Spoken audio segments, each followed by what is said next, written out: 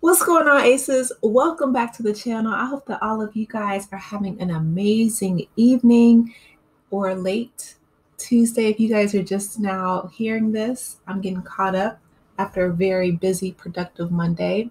So this is the Love and Marriage Huntsville recap of episode 28, season 6, Houston, Here Comes the Problem, okay? And so the episode opens up with a problem right where it left off last week. So Stormi and Marsau are still beefing back and forth over Stormi calling, Marsau the B word. And I just noticed when they were all playing pool, Tisha and Marsau and Stormi and Courtney, Tisha kind of smirked. I feel like she didn't check Stormi because Stormi says what Tisha won't say.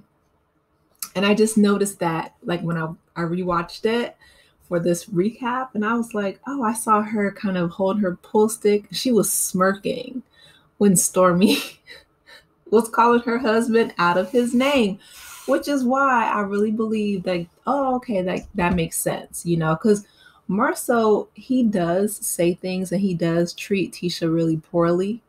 A lot of people feel that way, myself included. And so Tisha, she basically lets Stormi do her dirty work because she knows that she can never get away with saying anything remotely close to that, but she'll let another woman do it. And that's why I feel like she didn't correct her or say anything until she's really pushed by Marsau. Okay, and if you guys hear my puppies playing in the background, just, kind of excuse them. They're having a good time. Okay, so moving on to Kimmi and Maurice. So Kimmi has had the exact same storyline for the entire season.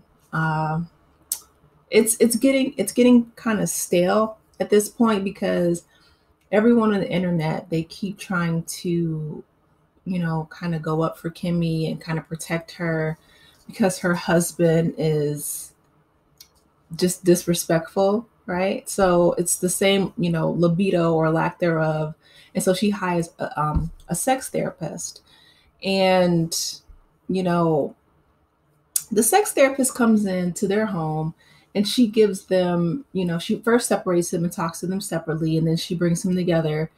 And, you can tell she's really smart. She's very intentional about the way that she chooses her words, especially dealing with Maurice, because again, some of the things that he says is very misogynistic. And so she doesn't call him out on that. He's not ready to hear it anyway.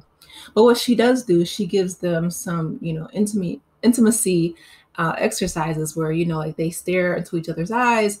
Kimmi, climbs into his lap because Kimmi would say just like basic fundamental stuff like, you helping out around the house really helps me because I was a single mother and I had to do it all on my own. Maurice turns to her and says, I've never heard you say that before. And you know what? I'm gonna link this. I'm gonna link this to what people were saying about asking about his credentials in terms of him really being a lawyer. And, other bloggers have actually looked up his law license, his bar association, in Alabama, just to kind of double check. And I feel like the reason why they would double check is because in order to be a lawyer, you have to take the LSAT, which is a test that focuses on logic, right? Reasoning, rationale, constructing an argument, things like that. The fact that Kimmi says, I needed help, or I appreciate you having a partner so that you can help me. And he says, I never heard you say that. And he's like 100% sincerely sounded surprised. That's basic. That's the baseline. Like, of course, a partner's supposed to help you.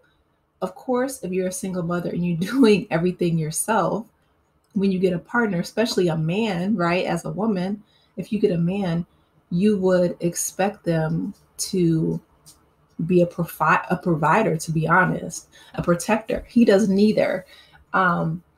But the fact that he doesn't know that, and he's already been married once before to Kiowa, it's just very telling. But they're going to continue to work on, the libido and things like that. And hopefully the sex therapist can help them out.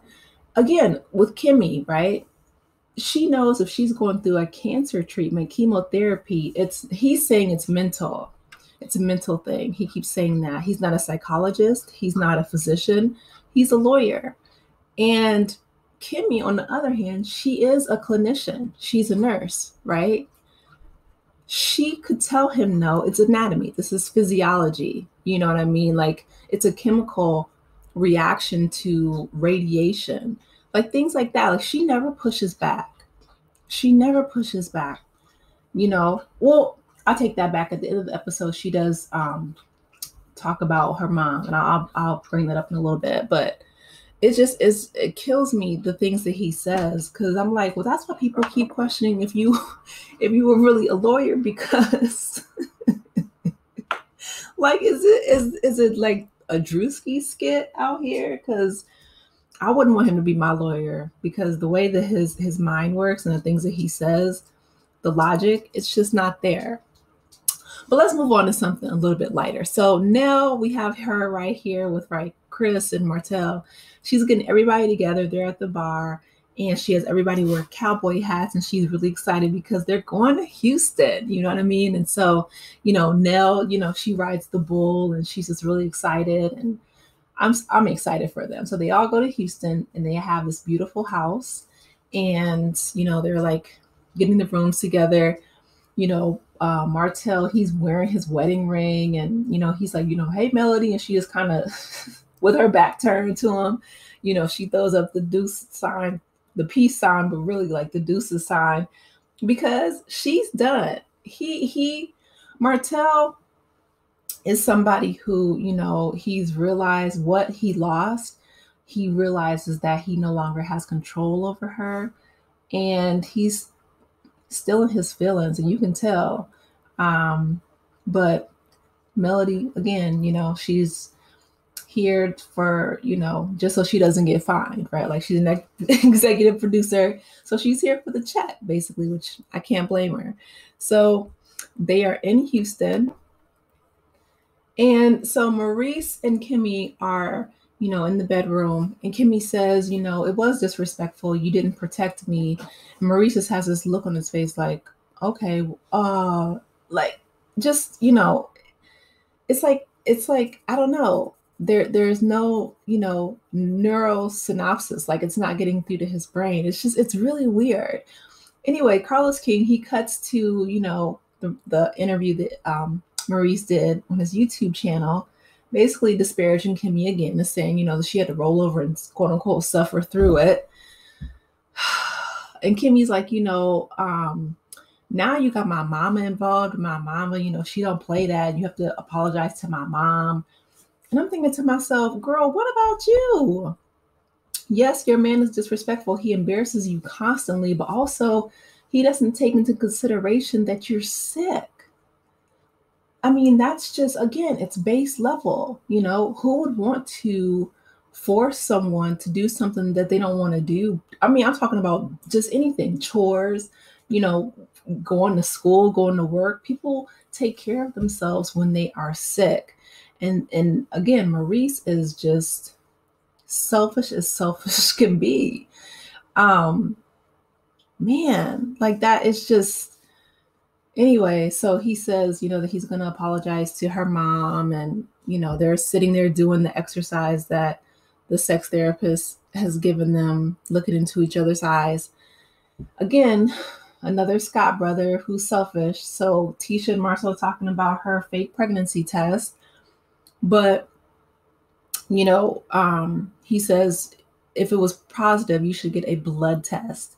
And so, she's like, really? Like, that's disrespectful. Like, that's the running theme that I've seen, again, from all of the Scott men, whether it's Micah not getting his stuff done at the office, whether it's Maurice, disrespecting his wife, both of them, his son, Marsau being disrespectful to Tisha, And so he's like, I would leave you. Or she was like, I would leave you. And he's like, I already left you. Like, they just going back and forth and one upping each other. It's just giving like playground. Like, these people are just, they're so immature. And I'm just like, they're too old for this. Like, you guys are parents to multiple children and you're business owners, but yeah, you're bickering back and forth over this hypothetical pregnancy test. We obviously know Tisha's not pregnant, but I feel like she's kind of trying to reach toward, wanting his attention, wanting his respect, to be honest, his baseline respect as a human being, as his wife, as the mother of his children. And he doesn't get it. They must have been raised in the most misogynistic home ever. I would love to have their mom brought on the show and seriously hear what she has to say, because none of the Scott men are worth two nickels, especially when it comes to how they treat women. It is ridiculous. We saw their dad, when he showed up at Black, but I would love it if their mom came on the show, because I would love to hear what folks would have to say. I have questions myself, but I want to hear from you guys. Let me know your thoughts in the comments section, what you thought about this episode. Please be sure to like, share, and subscribe to the channel if you have not done so already. And I will talk to you later. Take care, Aces. Bye.